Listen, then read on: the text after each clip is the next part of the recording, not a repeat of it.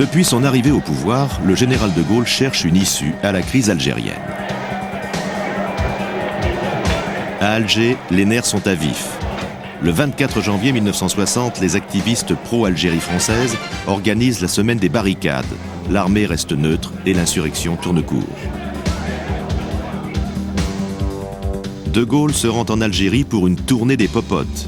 Mais sa formule choc, une Algérie algérienne liée à la France, ne calme les esprits ni en métropole, ni à Alger. Les deux communautés, pieds noirs et musulmanes, campent sur des positions extrémistes. Les forces de l'ordre interviennent, il y a des morts de chaque côté. Pour la première fois, les manifestants musulmans brandissent le drapeau vert et blanc, frappé du croissant rouge du FLN.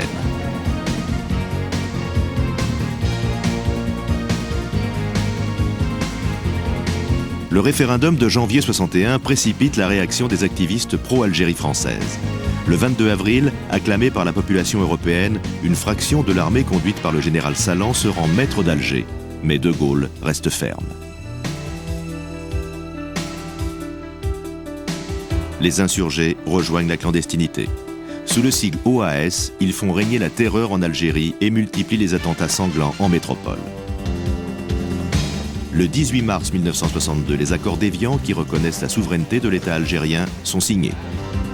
Mais le cauchemar continue. Terrorisée, la population pied-noir est condamnée à l'exode. J'ai vu et revu maintes fois ces images. J'ai à chaque fois regretté de ne pas avoir prolongé ces séquences en gardant le bouton de ma caméra enfoncé plus longtemps.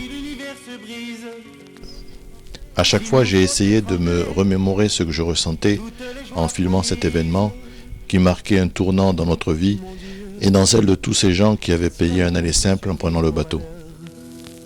Laissez-moi tout au fond du cœur garder comme une ombre soumise ma maison, ma maison.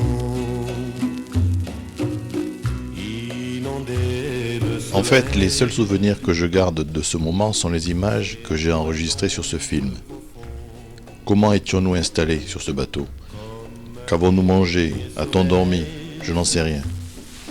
Et les grands-mères ont-elles pris le même bateau que nous? Tout cela reste sans réponse. J'avais pourtant 18 ans et j'étais sur le point de passer le bac lorsque la décision a été prise de quitter l'Algérie. À 2 reprises, l'épreuve avait été repoussée, une fois parce que les sujets avaient été volés, une autre parce qu'on avait abattu un surveillant à l'entrée du lycée. Où est-il, se demandent les murs. Que fait-il, que fait-il? Je revois mon père disant à ma mère, tu vas partir avec les enfants, je verrai comment cela se passe, je vous rejoindrai par la suite si nécessaire. Il faut qu'ils puissent poursuivre leurs études en France. Et puis ensuite, tout est allé très vite. À cette époque, mon père se déplaçait régulièrement pour payer des ouvriers qui travaillaient sur les plantations de tabac. Cette année-là, en effet, les plantations étaient atteintes d'une maladie. Il fallait donc être sur le terrain et mon père se chargeait de payer les ouvriers. Un ami d'enfance musulman qui avait assisté à une réunion vint le trouver pour lui dire que sa voiture avait été repérée et qu'il risquait sa vie à continuer à transporter de l'argent et à se rendre sur les plantations. C'est sans doute ce qui le décida à prendre le bateau avec nous.